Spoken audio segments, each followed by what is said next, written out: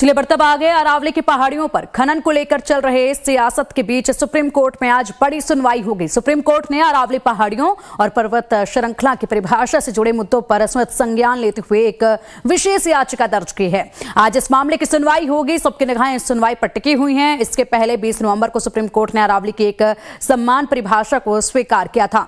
Supreme court ने समिति की सिफारिशों को मंजूर करते हुए कहा था कि अरावली पहाड़ी वह भूमि होगी जिसकी ऊंचाई अपने आसपास के इलाके से 100 मीटर या फिर उससे ज्यादा हो, जबकि अगर 2 या उससे ज्यादा ऐसी पहाड़ियां 500 मीटर के भीतर हों तो उन्हें अरावली रेंज माना जाएगा। इस परिभाषा में पहाड़ियों के साथ उनके ढलान, आसपास के हिल्स पर सुप्रीम कोर्ट के एक फैसले के बाद से देश में सड़क से लेकर सोशल मीडिया और सियासी दुनिया तक माहौल गर्म हो गया है।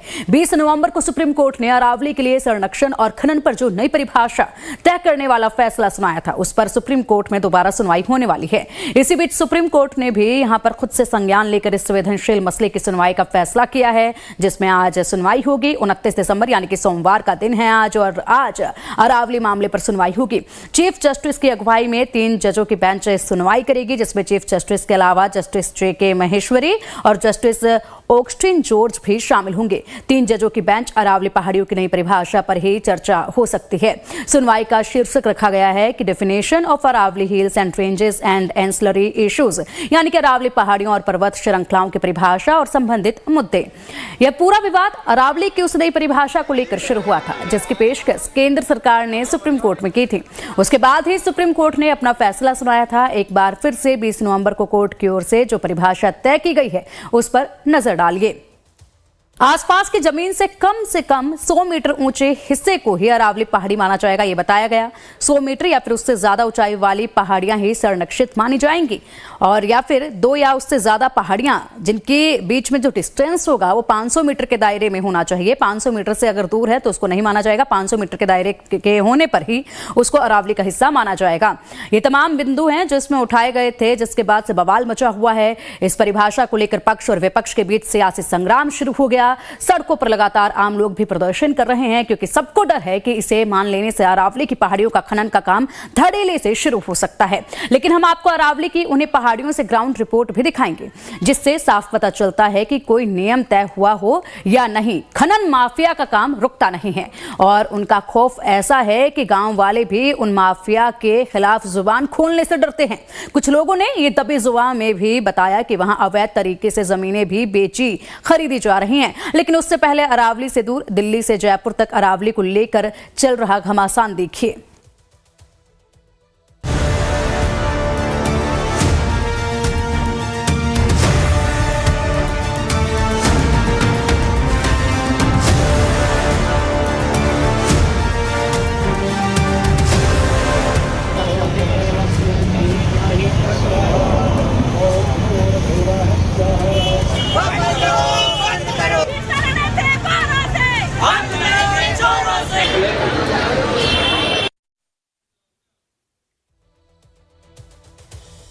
तो अरावली मामले में सुप्रीम कोर्ट में सुनवाई होनी है, लेकिन इसी बीच इस मुद्दे पर सियासत भी तेज हो गई है। वरिष्ठ कांग्रेस नेता और राज्यसभा सांसद जयराम रमेश ने रविवार को अरावली पहाड़ियों के विषय को लेकर केंद्रीय पर्यावरण मंत्री भूपेंद्र यादव को चिट्ठी लिखी है, जिसमें उन्होंने अरावली पहाड़ियों की नई परिभाषा को लेकर अपनी चिंता जाहिर की है, और इस संबंध में केंद्रीय पर्यावरण मंत्री से 4 सवाल भी पूछे हैं। और इन 4 सवालों पर अब नजर डालते हैं। सबसे पहला सवाल जो पूछा गया है वो ये है कि क्या यह सच नहीं है कि 2012 से राजस्थान में अरावली पहाड़ियों और रेंज की परिभाषा 28 अगस्त 2010 की फॉरेस्ट सर्वे ऑफ इंडिया की एक रिपोर्ट पर आधारित थी। रिपोर्ट का जिक्र करते हुए जयराम रमेश ने कहा कि इसमें यह कहा गया था कि ऐसे सभी इलाके जिनका ढलान 3 डिग्री या उससे ज्यादा है उन्हें पहाड़ियों के तौर पर दिखाया जाएगा। साथ ही ढलान वाली तरफ एक सम्मान 100 मीटर चौड़ा बफर छोड़ा जाएगा। क्या इन नियमों के तहत आने वाला पूरा इलाका पहाड़ियों का हिस्सा माना जाएगा?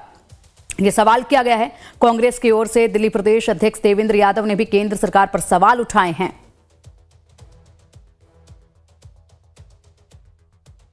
तो दिल्ली है विशेष रूप से, वो पोल्यूशन की मार बहुत ज़्यादा झेल रही है। लगातार AQI 450, 500 और 1000 तक बना हुआ है। ऐसी स्थिति में अरावली नहीं होगी तो आप सोच सकते हैं कि क्या हालत दिल्ली की होने वाली है।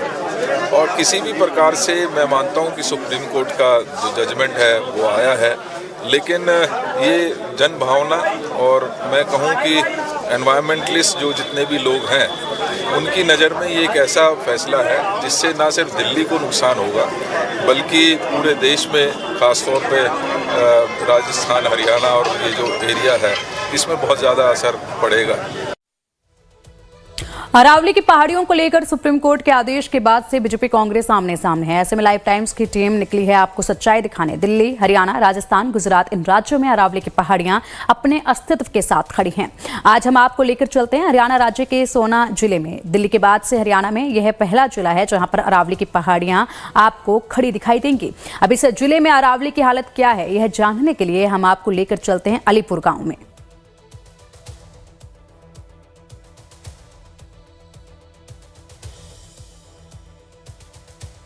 I think it's very unfortunate that the Supreme Court actually accepted the new definition that's been given by the government. We're talking about Aravali Hills, which is one of the oldest mountain ranges that we actually have on this planet. And in many ways, it's one of the main barriers, dust barriers that Delhi has or North India has, as in something that actually separates Thar from this part of the country. And, this entire 670 kilometer length of Aravali. Haryana के सोहना जिले के अलीपुर गांव में इस वक्त हम आए हुए हैं और मेरे बिल्कुल पीछे आप देखेंगे तो ये अरावली की पहाड़ी सर उठाए गर्व के साथ खड़ी है। लेकिन ये जो ऊंचाई आप देख रहे हैं वो सिर्फ हम जहां पे इस वक्त पैदल चल रहे हैं यहीं तक नहीं थी, बल्कि मैं जहां पे खड़ा हूं इससे काफी आगे तक थी। अलीपुर गांव के लोग बड़ी तादाद में देख सकते हैं यहाँ पे मौजूद हैं। हम इन लोगों से बातचीत करेंगे। सबसे पहले आप बताइए कि ये बताइए कि ये जो अरावली की पर्वत हैं, पहाड़ हैं, श्रृंखलाएं हैं, पहले कहाँ तक थी और कितने आप लोग खुश थे इससे? ये जो पहाड़ की जो अपनी अरावली थी, ये आप कैमरा दिखाओ वहाँ तक, जहाँ मंदिर है यहाँ वहाँ तक बहुत लंबी चौड़ी ये पहाड़ी थी। खनन माफियाओं ने इसको काट के ये यहाँ तक पहुँचा दिया इसको। ये सन 2000 में या सन 2002 में सुप्रीम कोर्ट के आदेश से अरावली में खनन बंद कर दिया था। उसके बाद इन गांव वालों को अच्छी शांति मिली है। अरावली ना होने से बहुत ज़्यादा पोल्यूशन हो जाएगा और पशु पक्षी बेघर हो जाएंगे। अरावली से हमें ऑक्सीजन मिलती है जी, बहुत अच्छा काम है। अरावली एक हमारा कवच है, हमारा एक स्वतंत्र कवच है जी अरावली। बहुत अरावली से हमें बहुत फायदे हैं जी। चलिए, एक माता, आप कब से इस गांव में हैं? मैं तो बहुत साल तो हुई है गाँव में। साल याद नहीं आपको? साल याद ना, पर 40-50 साल, 40-50 45-50 साल तो होगी। शादी करके आई जब आप यहाँ पे हैं?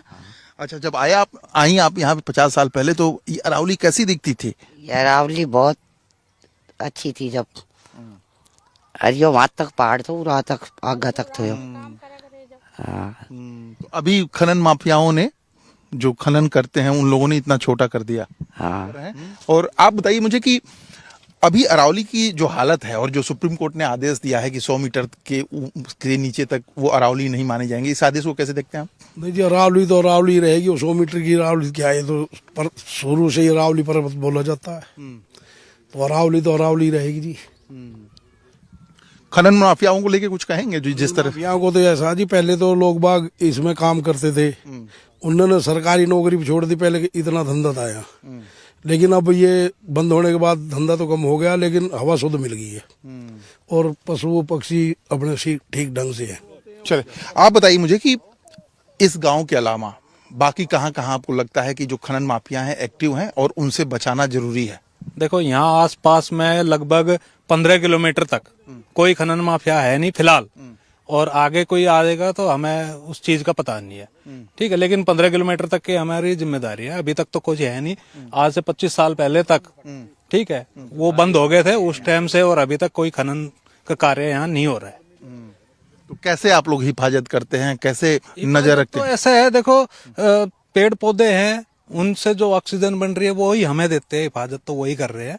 हम थोड़ी बहुत जो केयर होती है वो कर लेते हैं। कैसे केयर कैसे करते हैं? पेड़ लगा दिए, ठीक है, उनको पानी वानी दे दिया, इतना ही। जो नीचे ऊपर कोई कमी जाते हैं लोग बाग ना, तो नीचे देखते हैं बस। चलिए, जाहिर है। क्या कहेंगे, जो सुप्रीम कोर्ट ने आदेश दिया है कि 100 मीटर तक अरावली नहीं मानी जाएगी, तो लगता है कि माफिया जो हैं वो एक्टिव हो जाएंगे और जो प्राकृतिक संसाधन है। गलत है, क्योंकि हमें यहाँ से ना बहुत फायदा है पहाड़ से। एक तो शुद्ध हवा मिलती है, और यहाँ लोग बाग देखने के लिए भी आते हैं कि पहाड़ है, तो वो देखने के लिए आते हैं भाई पहाड़ हैगा, तो यहाँ तो बहुत खुशी प्राप्त होती है पहाड़ देख के। वैसे तो यह गांव हर चीज से संपन्न है। इस गांव के बिल्कुल बगल में अरावली की पहाड़ियां यहां के लोगों के लिए जीवन दायिनी का काम करती हैं, लेकिन यहां के लोगों का कहना है कि अब पहाड़ियां सिकुड़ गई हैं। खनन का काम अब ना के बराबर होता है, लेकिन खनन की निशानियां अभी भी आसानी से पहाड़ों पर देखी जा सकती हैं। स्थानीय लोगों का कहना है कि साल 2000 तक यहां पर बड़ी तादाद में माइनिंग होती थी। अलीपुर गाँव के बाद लाइफ टाइम्स की टीम का दूसरा पड़ाव था हरिहेड़ा गाँव। यहाँ पर भी हालात बिल्कुल वैसे ही दिखाई दिए जैसे अलीपुर गाँव के थे। अरावली की पहाड़ियां सिमटती जा रही हैं और यहां रह रहे लोग पहाड़ों को काटकर अपने घर बना रहे हैं। लोगों का कहना है कि एक समय यहां पर डायनामाइट लगाकर ब्लास्टिंग की जाती थी और पहाड़ तोड़े जाते थे।